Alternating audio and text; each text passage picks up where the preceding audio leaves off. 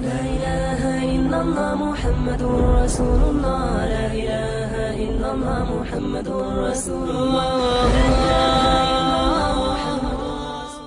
Alhamdulillah wa salatu wassalamu ala rasulillah. Assalamu alaikum wa rahmatullahi wa barakatuh. This is Imam Zia from the Islamic Center of Irving recording for the Prophet's Path YouTube channel. The subject that I've been asked to talk about is the issue of music. And this is a very, very sensitive topic, especially in this day and age, when many people have made it a habit to listen to the music in their car, on their iPhones, on their iPods, on their MP3 players, on their phones. Whatever it is, it has become a bit of a habit that people have adopted. Now, this is something that we have to understand is something that takes a person away from the dhikr of Allah subhanahu wa ta'ala. This is the main thing that we have to remember. That something that takes us away from the dhikr, something that takes us away from the remembrance of Allah subhanahu wa ta'ala, is it something that we should encourage? Is it something that we should adopt? Is it something that we should make it a habit? So, this is the first question that we need to ask ourselves. Because we're going to be doing one of two things. Either we're going to make our time beneficial and use it to listen to lectures, the words of Allah subhanahu wa ta'ala, the Quran, or we're going to waste our time by listening to music. And let's face it, any time that music is listened to is actually time wasted. So, even if a person is driving in his car, he can use that time productively to listen to a lecture or listen to the Quran or something which will increase him in his knowledge. Music will not do that. So this is the first point. The second point is that many people give the proof of the Prophet ﷺ allowing the girls to beat their drums, etc. at the time of Eid. The hadith in question actually talks, if I would just mention the whole hadith, the Prophet ﷺ was lying down, his head covered in a blanket, and some girls were playing drums and singing joyous songs of Eid. Abu Bakr radiallahu ta'ala anhu came in and scolded them and said that the instruments of shaitan are being played in front of the Prophet ﷺ. So the Prophet ﷺ, he stuck his head out of the blanket and said, "Leave them, O Abu Bakr, because it is the day of Eid." So this hadith is used by some people to validate the permissibility of music. However, we have to understand that why did Abu Bakr radiallahu ta'ala object to the music in the first place? Obviously, he must have had a reason to do so, and he would have known that the Prophet ﷺ disliked it. That's why he became angry. The Prophet ﷺ made an exception because it was the day of Eid. So we can derive from this that yes, on joyous occasions like the days of Eid, etc., the days of weddings, etc., it will be permissible to play that kind of music that the Prophet ﷺ approved of. In this case, it was drums, which is known as daf. So that would be permissible only on occasion and not as an everyday habit. Because when we go back to the first point, we are actually wasting our time. The third thing is that the music of today, it's not just music anymore, unfortunately. Many of these so-called singers, they are actually promoting things which are attuned to or close to devil worship. And this is something that we need to understand very, very clearly. Many of these singers, and I'm not talking about conspiracy theories, I'm not talking about some mumbo jumbo that you just come across the internet. This is the reality that many of these so-called singers are actually agents of the shaitan, and they actually promote satanic rituals in their music. They promote the worship of the devil, and And obviously this is something that is not healthy for a Muslim to be listening to or participating in.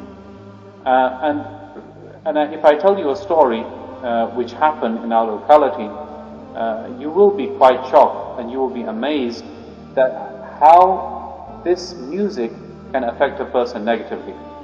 So we had a sister who was walking through a park. She was using her iPad or her iPhone, and she was downloading and listening to music by a specific singer whose name I don't want to mention, but she was listening to that type of music. And she was then attacked by a shaitan. She was attacked by a devil and possessed by the devil.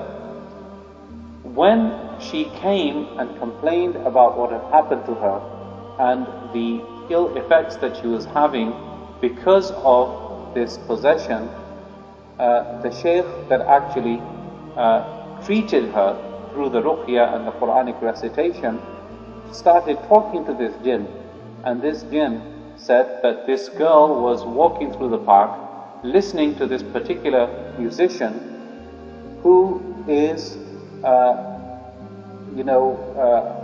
devil worshipper, and because of the fact that she was listening to this music, we decided to attack her and possess her, and it made a way easy for us to get into her system and into her body, because her body was actually willing to accept this possession because of the fact that she was listening to such music. So this is a very, very crucial point I would want everybody to pay attention to, that you are actually allowing the shaitan to come into your system by listening to this type of music. Another story that I'd like to relate to you is when I used to live in Florida. A person, he called me and he said, my son is going through difficult times, he's always stuck in his room and he is always angry, and I think he may be possessed by a jinn. So I said, okay, I'm going to come to visit. And when I got to the house, the father, he directed me towards the child's bedroom. And when I got to the bedroom, in those days they didn't have MP3 players and things of that nature. His whole wall was covered with music CDs. And basically all this kid was doing was listening to music day in and day out. And because of that, it had affected him mentally.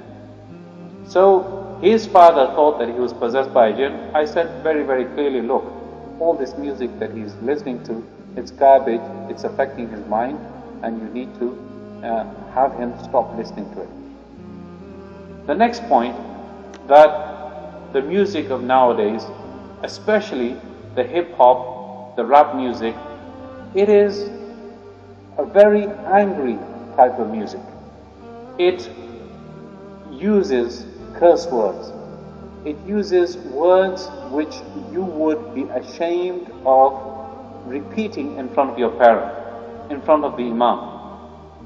And because of that, a person, when he often hears these words, it negatively affects him. It makes him an angry person.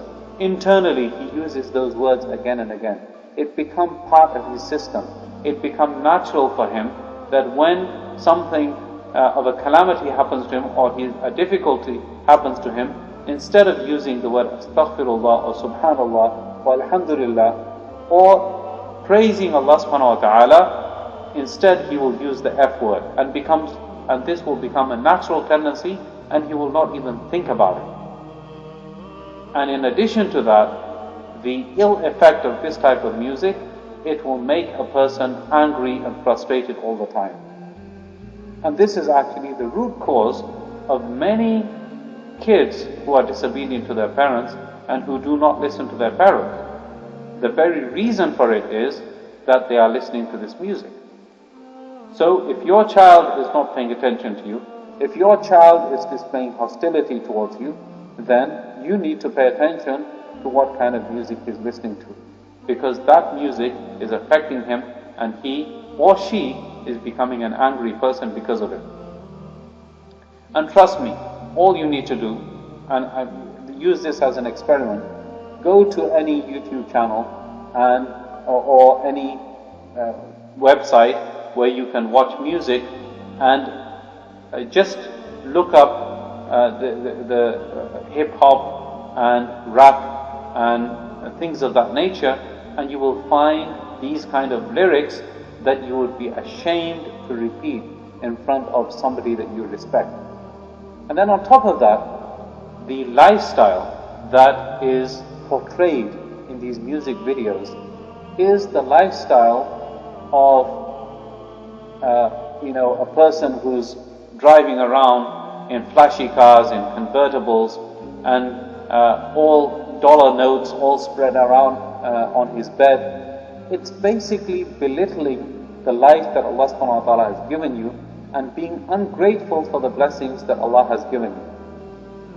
And this is why many people who listen to this music all the time, they are pushed into striving for that kind of a lifestyle by any means possible. And you've heard these lyrics before: get rich or die trying.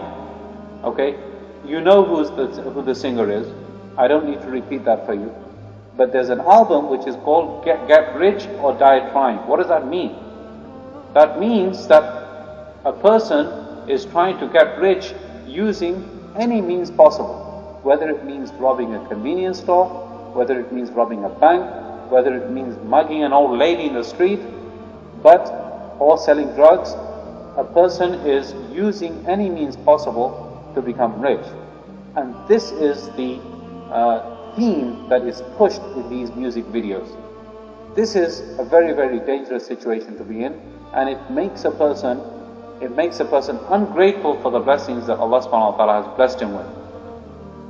In addition to that, these same music videos belittle women.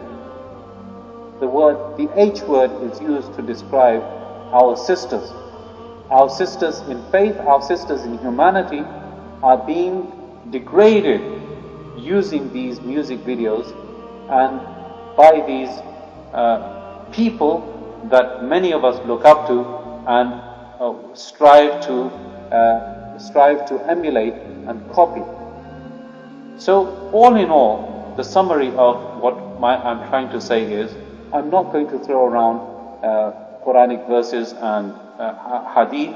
I'm just trying to push across a lesson to you that this music, it has a very detrimental effect on your character, on your mental state of mind, your attitude, and your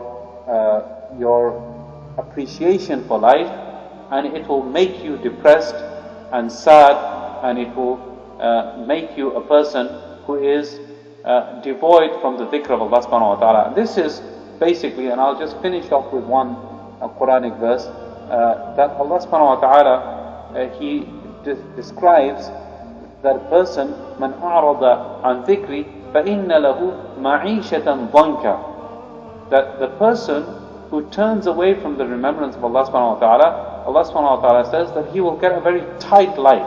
What does that tight life mean? It means a person always feels dejected. He feels helpless. He feels that nothing is going for him. He feels no peace inside his heart. He feels that there's no happiness in life. This is what is meant by ma'ishatan dhanka. And if you are listening to this type of music all the time, then you will have those feelings, I guarantee you. On the flip side, the alternative side, switch that music off and start listening to the Quran, start listening to the words of Allah subhanahu wa ta'ala. You will feel inside you a peace, you will feel inside you the tranquility, you will feel inside you a nur that will guide you, and you will feel happiness, gratitude for the blessings that Allah subhanahu wa ta'ala has given you, and you will feel happy with the people around you. You will not show hostility and anger and frustration towards them. I will finish off my talk with these words. I pray that Allah subhanahu wa ta'ala gives me and you and everyone the tawfiq to understand and practice what I have said. Assalamu alaikum wa rahmatullahi wa barakatuh. نور على مر الزمان تألقا وأضاء للدنيا طريقا مشرقا وهدى من الرحمن يهدينا به للصالحات وللمكارم والتقى.